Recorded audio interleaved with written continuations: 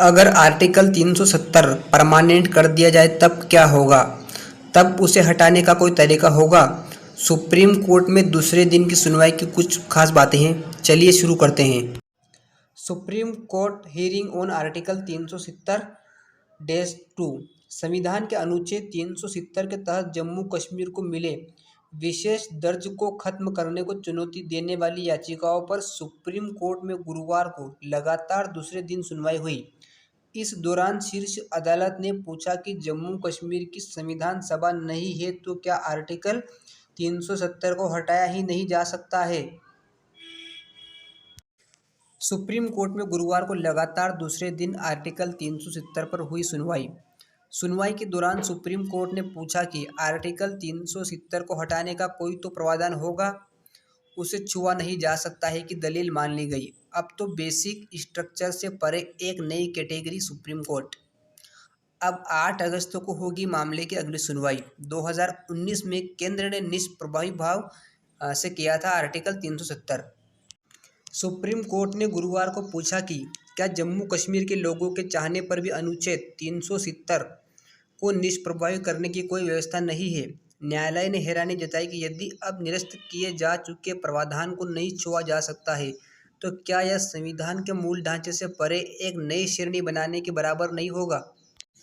प्रधान न्यायाधीश chief justice of India DY Chandrachud की अध्यक्षता वाली 5 जजों की संविधान पीठ ने अनुच्छेद 370 को निष्प्रभावी करने के केंद्र के 5 अगस्त 2019 के फैसले को चुनौती देने वाली याचिकाओं पर लगातार दूसरे दिन सुनवाई शुरू की। पीठ ने जानना चाहा कि संविधान सभा की अनुपस्थिति में प्रावधान को कैसे रद्द किया जा सकता है। मामले की अगली सुनवाई 8 अगस्त को होगी। पीठ में CJI के अलावा justice Sanjay Kishan Kaul, justice Sanjiv Khanna, justice BR Gavai और जस्टिस सूर्यकांत भी शामिल हैं। पीठ ने नेशनल कॉन्फ्रेंस के नेता मोहम्मद अकबर लोन की ओर से पेश वरिष्ठ अधिवक्ता कपिल सिब्बल ने कहा कि केवल 2 अत्यधिक बहस योग्य मुद्दे हैं। क्या अनुच्छेद 370 ने जम्मू कश्मीर की संविधान सभा की समाप्ति के साथ स्थायी दर्जा प्राप्त कर लिया और क्या इसे निरस्त करने के लिए अपनाई गई प्रक्रिया वैध थी। सिब्बल ने कहा कि संविधान निर्माताओं और जम्मू कश्मीर के तत्कालीन महाराजा हरि सिंह के बीच एक समझौता हुआ था, जिन्होंने अपने प्रांत की स्वतंत्रता के पक्ष में पाकिस्तानी घुसपैठियों के कारण होने वाली परेशानी के कारण भारत में विलय के दस्तावेज पर हस्ताक्षर किए थे।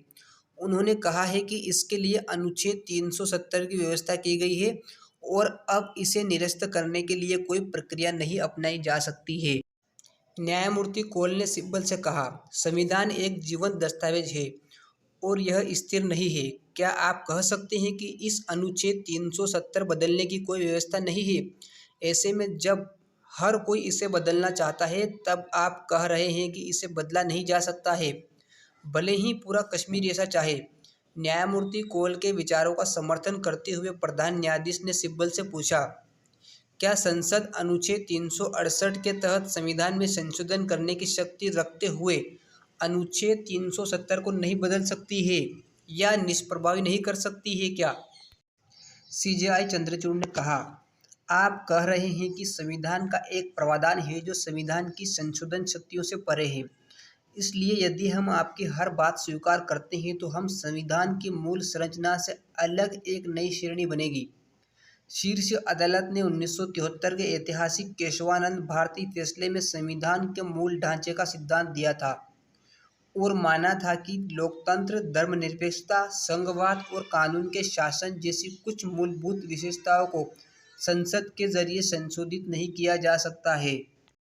सिब्बल अपने रूप पर खड़े रहे कि संविधान सभा की अनुपस्थिति में प्रावधान ने स्थायी दर्जा हासिल कर लिया है और जम्मू कश्मीर का संविधान कहता है कि अनुच्छेद 370 में संशोधन या निरस्तीकरण के लिए कोई भी विधेयक विधानसभा में पेश नहीं किया जा सकता है। जस्टिस गवई ने सवाल किया कि आपकी दलील यह है कि जम्मू कश्मीर के लोगों की राय के बिना अनुच्छेद 370 खत्म नहीं हो सकता है। सिब्बल ने कहा कि हाँ। प्रधान न्यायाधीश ने कहा, फिर आप संवैधानिक मशीनरी कैसे स्थापित करेंगे? ऐसा नहीं हो सकता है कि चूंकि कोई संविधान सभा नहीं है इसलिए आप अनुच्छेद 370 को निरस्त करने या संशोधित करने के प्रस्ताव पर विचार विमर्श नहीं कर सकते हैं।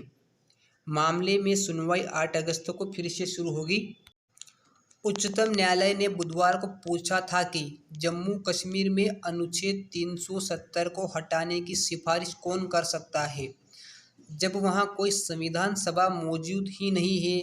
न्यायालय ने पूछा था कि एक प्रावधान अनुच्छेद 370, जिसका विशेष रूप में संविधान में एक अस्थायी प्रावधान के रूप में उल्लेख किया गया था, वह 1957 में जम्मू कश्मीर संविधान सभा का कार्यकाल समाप्त होने के बाद स्थायी कैसे हो सकता है।